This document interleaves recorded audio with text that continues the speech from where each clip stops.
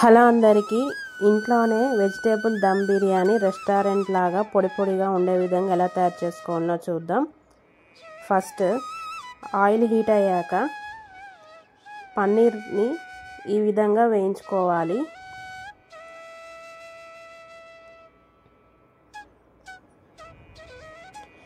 పన్నీర్ వేగేలోపు వేరే స్టవ్ మీద నీళ్లు పెట్టుకొని అందులో స్పైసెస్ వేసుకోవాలి. అన్ని స్పైసెస్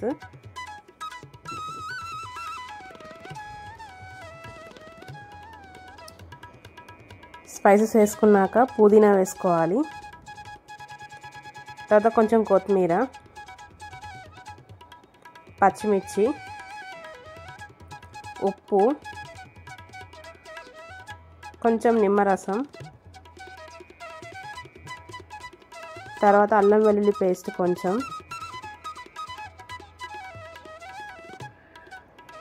నూనె వేసుకొని మరిగించుకోవాలి. అంతలోపే ఈ పన్నీర్ కూడా మంచిగా కలర్ చేంజ్ అయిపోయింది, వేగిపోయింది. పన్నీర్ తీసేసి అదే నూనెలో కొన్ని స్పైసెస్ వేసుకొని కొంచెం సువాసన వచ్చేంత వరకు వేయించుకోవాలి. తర్వాతన ఉల్లిపాయ ముక్కలు వేసుకొని వేయించుకోవాలి.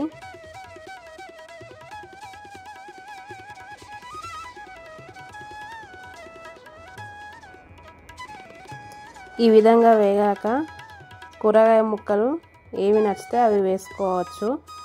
పచ్చిమిర్చి, క్యారెట్, ఆలుగడ్డ, బీన్స్ ఇవన్నీ ఏమైనా వేసుకోవచ్చు. తర్వాత పచ్చి బఠానీ వేసుకొని కూరగాయ ముక్కల్ని మగ్గించుకోవాలి.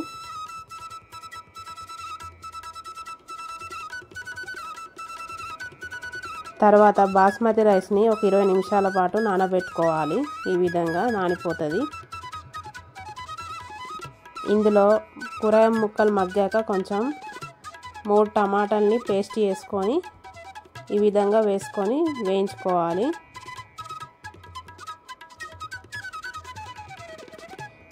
తర్వాత పుదీనా, కొత్తిమీర వేసుకొని వేయించుకోవాలి.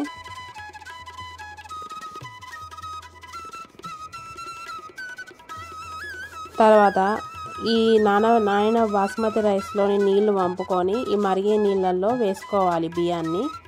నానిన బాస్మతి బియ్యాన్ని వేసుకొని ఒక 70% దాకా ఉడికించుకోవాలి.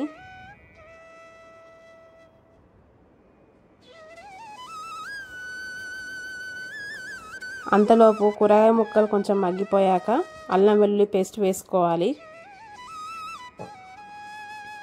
పచ్చివాసన పోయేంత వరకు వేయించుకోవాలి. తర్వాత పసుపు వేసుకోవాలి కొంచెం.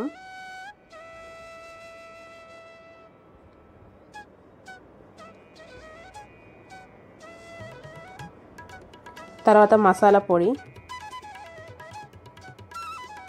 తర్వాత వేయించిన ధనియాల పొడి, తర్వాత కారపొడి 2 టేబుల్ స్పూన్లు వేసుకున్నాను కారం.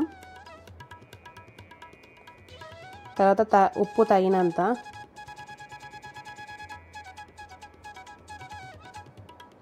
తర్వాత నిమ్మరసం, తర్వాత పెరుగు వేసుకొని కలుపుకోవాలి.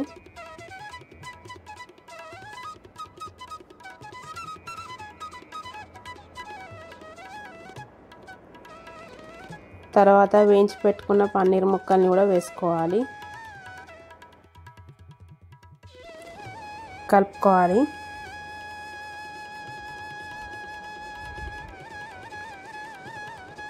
తర్వాత 70% ఉడికిన బాస్మతి రైస్ని నీళ్ళలో నుండి తీసేసి ఈ విధంగా లేయర్గా వేసుకోవాలి.